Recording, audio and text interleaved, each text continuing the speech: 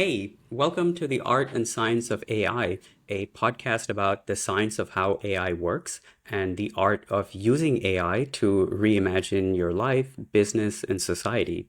I'm Nikhil. I'm one of your co-hosts. I'm an AI product manager, and I love talking about AI. I'm Piyush, your other co-host, and I too love talking about AI, and we're two best friends who love talking about AI with each other. Nikhil, one thing that has been terrifying me ever since like the modern AI has blown up over the last 2 years is the prospect of AI leading to mass unemployment. Like, and by mass Hmm. unemployment, I mean literally all jobs will be taken over by AI except for a handful few, right? Like maybe 0.1% of jobs will remain. And the reason it worries me is personally, it worries me because how are my wife and I going to provide for our family? But it also worries me with regards to my daughter, right? Like I don't know what I should be preparing my daughter, and I imagine this is a question that a lot of parents are asking Yeah. themselves, is like, how should they be preparing their children for the future, where the future is just so uncertain? So, what I want to talk about today is how much truth is there to this fear that AI can potentially lead to the kind of mass unemployment that I'm worrying about. Similar to, how we kind of unpacked in the AI hype cycle episode, like how Hmm. much truth is there behind the hype of AI? Like I wanna unpack like how much truth is there behind this fear that I do have about AI leading to mass unemployment. Yeah, I think that's a good question. It's probably a bit harder to unpack than the previous question about AI hype because this is more about long-term trends that we still don't know about. But maybe we can look to some historical examples as a guide and think about some other large-scale revolutions that happened in history, such as the Industrial Revolution in the 1800s and the advent of personal computers in the 1990s, and look at what kind of transformations they brought about in society. And then we can think about, okay, like, so how do we apply that now, today? What's similar to that? How is it different with the AI revolution? And I know that there are a bunch of, there's arguments on both sides. If you've been following this debate, there are a lot of people that are on one extreme side of it. They're saying this time is going to be very different than any of the Mhm. past examples, and it's just so radically different that there will be, total loss of all jobs. And then there's some people that are like, well, this is not at all different from what's happened in the past. It's just going to repeat. I would guess the truth is maybe somewhere in between the two. I don't know. That would just be my guess. But let's talk it through. Let's look at some examples from the past, and then let's see like what's going on today and in what ways it's similar and different. Does that sound Mhm. good? Yeah, let's take that approach. So one of the first times I think like we had seen large scale shifts in the labor force was in during the Industrial Revolution, like in the 17 and 1800s in Europe, when for the first time machinery and automation was introduced into the manufacturing process. And until then, people did almost everything through manual labor. So in what are some examples of this? Let's take two simple examples like agriculture Mhm. and making goods, like let's say textiles, clothing. So previously, these two things were done purely by hand. Like there were artisans who did it using handcrafted tools, just purely with manual labor. And then with the Industrial Revolution, there was machinery that could do these tasks, or not do it completely, but it really sped up and automated a lot of these processes. Improve And the productivity dramatically, basically. yeah, dramatically improve the productivity. And so I think in those kind of cases, there are like a couple of shifts that happen, two major ones. So one is that jobs were lost, in the sense that, like, say you had a farm and you needed like 100 manual laborers to work on that farm. You no longer needed 100 manual laborers with machinery. Maybe you needed in the beginning, maybe it was like 50, and then later it dropped to like 25, and then it dropped to 10. And this is actually a trend you can see. For example, if you look at the percentage of the global population that is engaged in agriculture, for most of human history, that was like a very high figure. Maybe like more than 50% of the world's population was doing agriculture. Today, if you look at what percentage of the global population is doing agriculture, I think it's less than 10%. It might even be much smaller. It's very small, Mhm. but still, we have the same amount of food. In fact, we have more food. We have an abundance of food today compared to pre-industrial era. So we got mass increase in productivity, a lot more output for like a lot less number of people that are involved in creating that output. So Mhm. that's one thing that is undeniable. Some jobs are just gonna go away, or there will be a much less need for them. Um, and then, but on the other hand, you also have to think about job creation. There are so many like Mhm. new jobs that emerged that didn't exist before, such as, maybe you had like operators of these machines. You had people who had to actually manufacture these machines, and this created whole new industries and jobs that like didn't exist before. So on net, um, I think in the short term, there was like a lot of social upheaval, and it took a lot of time for society to adjust. But like on net balance, what happened, I think, was a positive force. Like today, we look back upon the Industrial Revolution and we think of it as one of the great advances in human history. So Right. maybe that's one example we can start with and think about the factors that we talked about. So one is there's loss of some jobs, but there's also creation of new jobs and new industries. And the other thing is like transformation of jobs. So what this job was before has now become something else. Like to be someone that, say, to be an agricultural worker previously involved doing a lot of manual labor, but then that job transformed into being someone who knows how to work with the right equipment and machinery to Yeah. get the job done. So Yeah. yeah, If I abstract out what you're saying is the kind of jobs that were lost were jobs that depended on the physical power of humans that machinery replaced, and the new types of jobs that were created were more reliant on the intellectual power of humans, which those the agricultural revolution, the machinery that we had could not replace, right? I think if I take the argument of the camp that's saying that this time it's different, is we not only have we made a lot of progress in the physical aspect, like robotics and whatnot, that it continues to replace the physical power of humans, but this time, what we're doing is we're creating a technology that is like OpenAI's stated goal is to build AGI, right? Which is artificial general intelligence, which by hmm implication means it's a generally thinking thing which can replace almost all types of intellectual capacity jobs that we have as humans.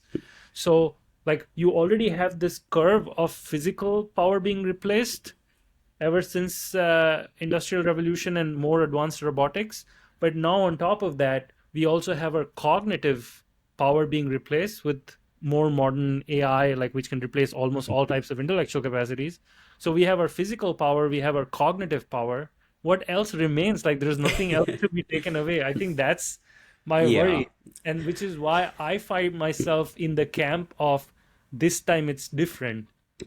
Okay, So I'm that curious, that like, makes what is your, sense. yeah. I think that's a reasonable argument. Before getting to AI, let's look at the second revolution that happened that Hmm. actually touches upon some of this cognitive aspect that you're talking Hmm. about, which is the computer revolution, and more Hmm. specifically, the personal computer revolution. This happened in the early 1990s. So, before that, there were just these mainframe computers like IBM mainframes. And there's a famous quote from the leader of IBM at the time that he thought in the entire world there's a need for something like just only a handful of computers. That's what he thought the need for computers was in the world, because he thought of them as these big clunky machines that only like big offices and governments and corporations could have. But yeah, in the 90s, because of innovations from companies like Microsoft and Apple specifically, because of these two companies, we saw like just a proliferation of personal computers. And that had similar effects also, where think about just a simple application like a spreadsheet. So this was actually one of the first applications of a personal computer, just spreadsheets like Excel. I think back then it was called Lotus 123, or I don't actually Lotus know what Notes. was. Yeah, maybe one of the early spreadsheet programs. So, and think of the kind of professions that were impacted by that, like accountants. So prior to the advent of spreadsheets, if you needed to do something simple like your own personal taxes or Hmm. computing a company's financial statements, this all had to be done by hand. So you would have all of your inputs and assumptions, and then you would do all these calculations by hand and come up with the outputs. And suddenly, with a tool like a spreadsheet, you're able to just do that in one click. Like it's something that took you probably like hours is now Right. taking you minutes. And this is, I think, a good example of what you are calling intellectual work, because, doing calculations, mathematics, that's intellectual work. And that got automated by computers. And some other examples would be things like um, just like writing, typing, and things like that. They became like much easier to do.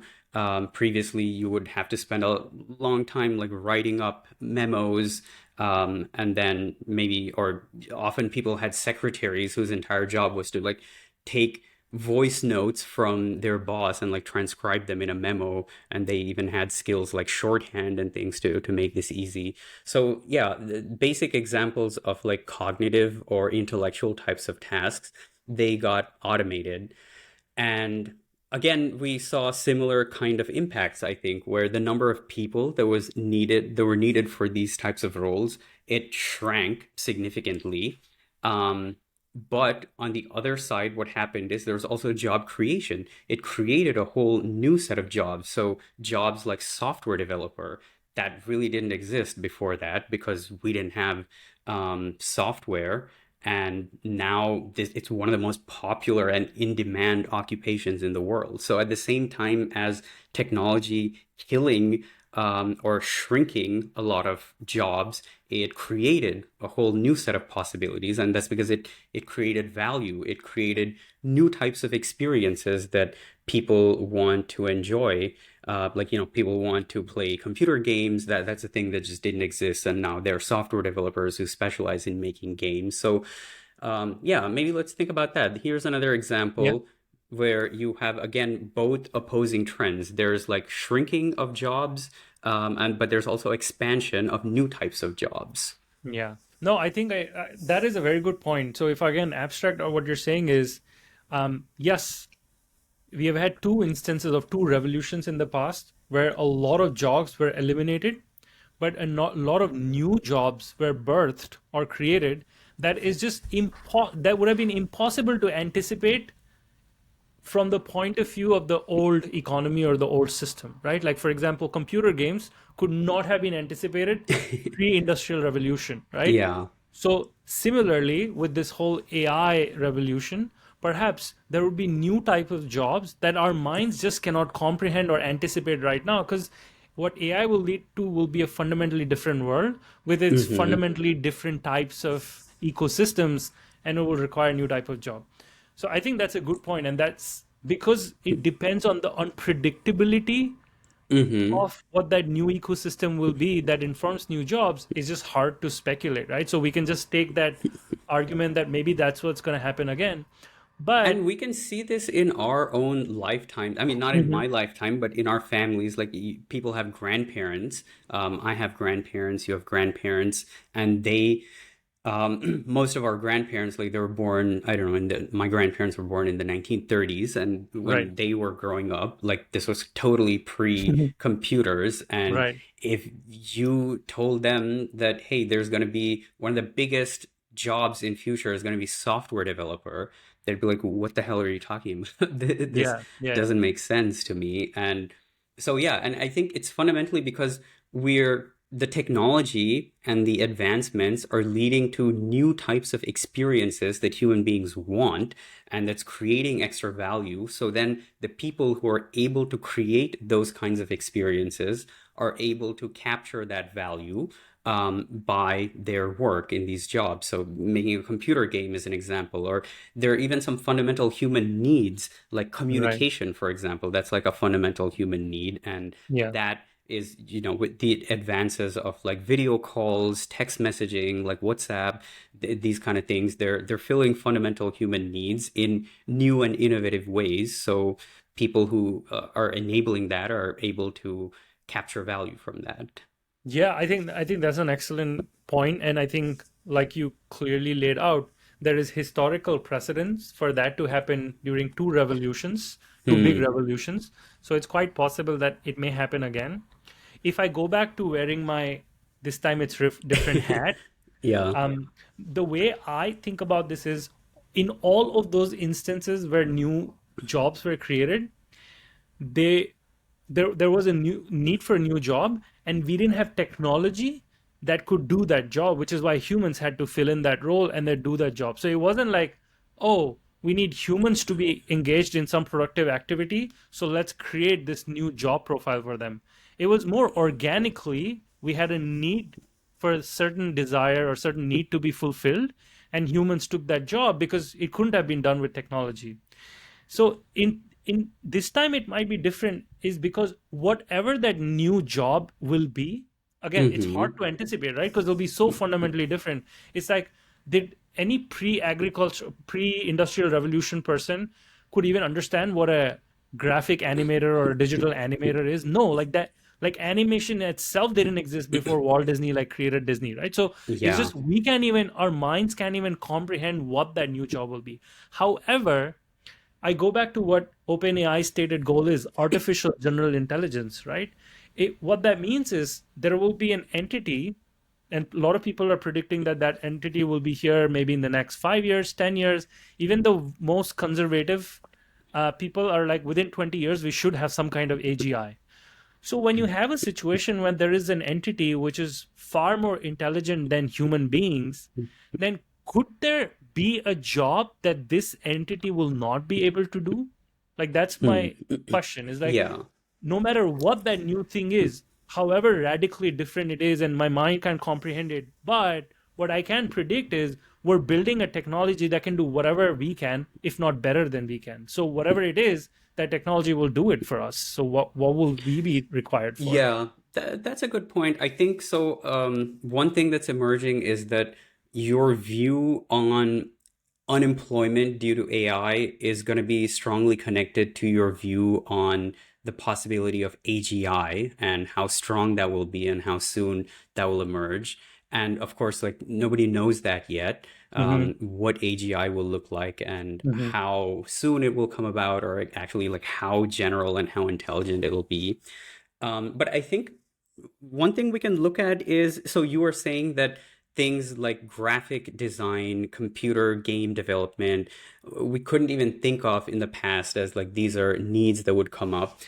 We can maybe anchor some of these things to some enduring human needs that are just Hmm. expressed and realized in different ways. So in this case, I would say things like, say, communication and entertainment. Okay, these are two like fundamental human needs that have been there since the dawn of history, and that's gone through different evolutions. Like communication originally required either just only in person or you had to travel somewhere, and then we invented the postal system and Right, telephones, and now we have right. WhatsApp and video calls. So in future, I'm imagining there will be new ways to communicate in the world of AI, potentially in the metaverse. We don't know what those ways will be, but what we Right, do know is that communication will always be a fundamental human need to communicate, connect with others. And so someone will have to create those experiences. Same with entertainment. Again, historically, entertainment was in the past like maybe people just told stories to each other, and then there were like plays, and then there was art, and now we have movies. And so again, in the AI world, we don't know what entertainment will look like, but we do know that there will be some need for entertainment experiences. So I think what I'm saying is that we can definitely tell that new experiences are going to open up that fulfill some fundamental human needs. And I think the remaining question is just that will there be a role for humans in creating and Hmm. facilitating those experiences?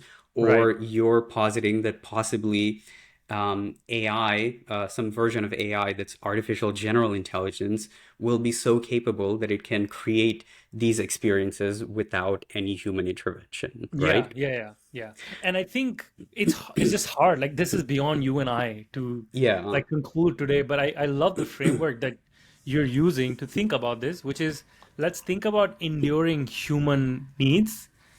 And obviously, let's keep a track on how things are evolving, which is why we're doing this podcast, right? Like we love talking about this stuff, following this stuff. So, however, just as an interesting thought experiment, let's Mm-hmm. say that it is true, right? For the sake of argument, that this time it is different, and there is Mm-hmm. literally no job that cannot be done by AI in the future, and you don't need humans to perform any job. What would that world look like? Do you have any ways to Hmm. think about that world? And I know I've heard of things in the past, like UBI being talked about in this world, but like, do you have a way of envisioning what this world might be, or do you know any people who are thinking about these things? It's hard, I think, to imagine this. I mean, of course, purely speculatively you can. So there's a lot of speculative work out there. And I think there's some good books I read. One is called Life 3.0 by Max Tegmark, where he thinks about this. There's another one by an economist. I think it's either Brian Kaplan or Richard Hansen. One of them, they talk about a future in which we have these AGIs. So yeah, we can go into that, but I think the only challenge is that like we just have no idea. Right now, if you say something like a world in which an AI can do all of this without humans, like I have no way of really conceptualizing that unless Hmm. except by looking at science fiction, because the trends I see today are actually more similar to the computer examples where we're seeing new professions emerge, like AI engineer, for example, or like AI content creators. And it's the same trends as before, where it's about people learning to use these tools to Hmm. enhance the way in which they perform their existing roles. So it's like, and that's why we're doing this podcast, right? Trying to explain to people, like, hey, the things you're doing in your life, your business, society, like, how can you enhance them using AI? And so, there are new skills you have to learn, like prompt engineering. We've done episodes on that in the past. You have to learn how to prompt AI, and people who develop that skill better will be more productive than people who don't. Learning AI automations, APIs, things like that. So yeah, current trends that I'm seeing are pointing more in that direction. But sure, the one unknown thing is like how what the world will be like if we have truly AGI, like Yeah, that's something the superhuman. I mean, the definition of this also is unclear and not agreed upon by experts. But say it's just like a like superhuman a level, yeah, godlike AI, basically. like a But god like that's why I AI. actually love talking to you about this stuff because you're so grounded in reality, and exactly, I think that's evident in just what you said in the last 2 minutes. Is like, okay, all of this fear mongering is based on a speculation that there will be this godlike entity called AGI, which will lead Yeah. to singularity or whatever, right? But that's not the evidence that you're seeing now. The evidence that you're seeing now points to just what has happened in the past. Like we are seeing new types of jobs like prompt engineers. Like who would have thought about this thing called prompt engineering? Like not forget 50 years back, just 3 or 4 years back, even, right? So I think that's a good point. Is if you look at the evidence, it's pointing to us just leading down the same path as before. Yes, there is a revolution happening, which is why we're both interested in doing this podcast. But it seems like this is in line with the previous revolution. So I And think I also we just need want to to say think about it. that these revolutions, even if they're in line with previous revolutions, they do cause a lot of upheaval. So when the Hmm. Industrial Revolution happened, like a lot of people were out of work and they had nothing to do, and that led to unemployment, but these were short-term effects. So they were limited to like one generation, or maybe two generations at most. But in the long term, it rebalanced. And that rebalancing is a tough process because the people who don't have the skills need to go reskill themselves in the new way the world works. And this is happening right now in America. Like if you look at the country is divided, right? There's so much Yeah, political unrest. Like a lot of that is due to this exact thing that people yeah, grew up believing in the idea of the American dream, which was that, hey, if you can just go do an honest day's work from 9 to 5 and do that consistently, you can afford to have a family, have a house, have a car, and all that stuff. And now, like, because of the rate of change, that's no longer true. And if you grew up in a world where you just weren't exposed to computers and software, let alone AI, you're kind of lost in the world today, and it's really hard to for you to um, create value and like extract value for yourself. So yeah, I do think there are these significant impacts, and just because they're isolated to a period in time for one or two generations, it doesn't mean it doesn't suck. Like for all of yeah, those people, yeah. it's No, really hard. I Yeah. think one of the reasons why I worry about this so much is not just from a personal point of view, which is what I started with, right? Like, what do I do? What my wife does? What will my children do? But actually, Mm, at the back of my mind, it does worry me because of exactly what you mentioned, because of its potential to lead to societal upheaval, right? Like, and I think you rightly pointed out, like, I mean, it's not just true in America, but in a lot of Western countries, where just the American dream doesn't exist anymore, or it's very hard for most people to achieve that because of all the changes that have happened. Yeah, And actually, we can tie back to your original question about UBI and things like that, so universal basic income. So whether that's something we need to deal with just temporarily for a couple of generations, or whether it's a long-term trend, I think this is something we, as a society, need to figure out is how to support like people who are no longer able to add value to the modern economy. And I think one of the proposals that's been gaining a lot of traction is some kind of universal basic income, where we reach a stage in the economy and society where we're producing enough to ensure everyone's well-being, but it's just kind of a problem of distribution, yeah, that we're not able to distribute resources to people. And it's because of the, like, I mean, we live in a capitalist world, right? And in capitalism, you only earn as much as you contribute to society, or at least in theory. And of course, there's ways in which like that's not realized in practice.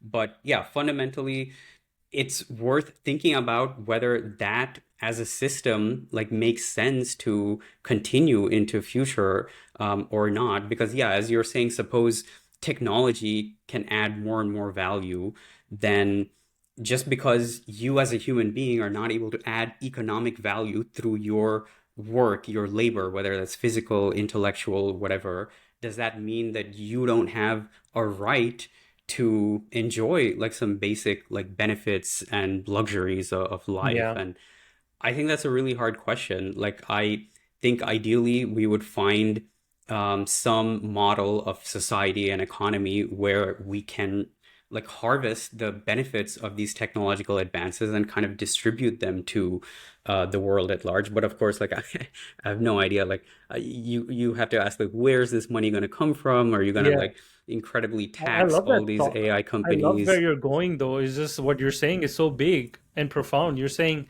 that we currently, the world that we live in is a capitalist world. Almost the entire world Hmm. lives in a capitalist world, pretty much, even China, right? Hmm. And does this new AI revolution warrant a new type of system? And what does that Hmm. system even look like?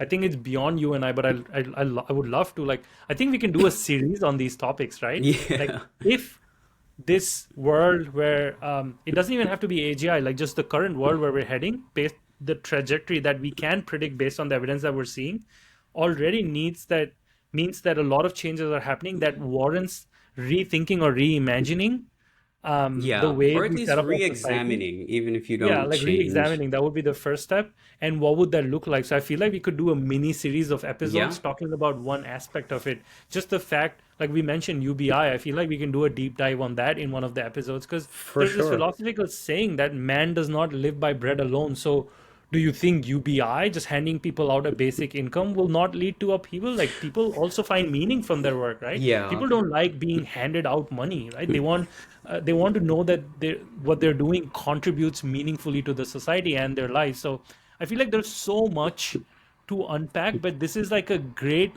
first discussion Yeah. on that like mini series potentially where we can talk about all of these things.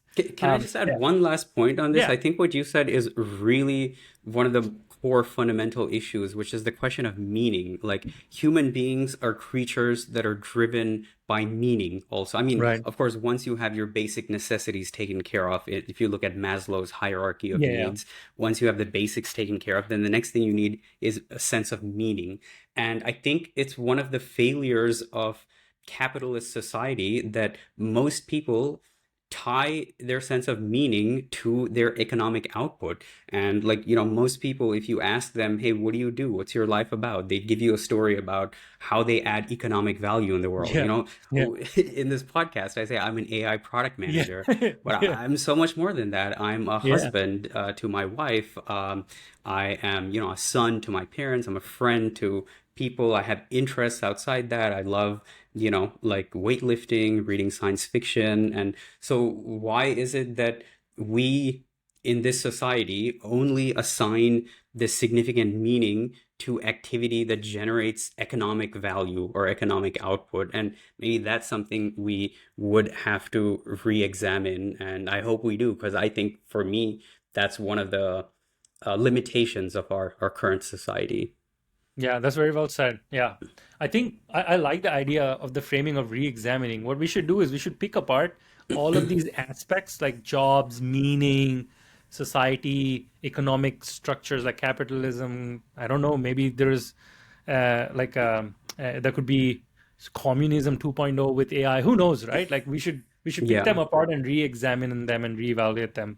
But I liked our digression into this type of conversation today, where we didn't talk a lot about the science of AI, but Hmm. just you keep saying in your opening a lot of times, we're also trying to figure out how we can reimagine our lives, Hmm. or better lives with AI, and this is like one of those topics. So I think we should do this again, Yeah, like for this type sure. of a topic. I would love to talk more about stuff like And this. for the audience, if you're listening to this point, as always, please leave us a rating or review wherever you're listening to this. And second, more importantly, give us some feedback on what do you think about this type of content? Are you enjoying this? Do you want to see more of this? Because I think we enjoyed it a lot and would love to make more content like this. All right, Okay. Nikhil, great All right. discussion. See you in the next episode. See you in the next Peace. episode.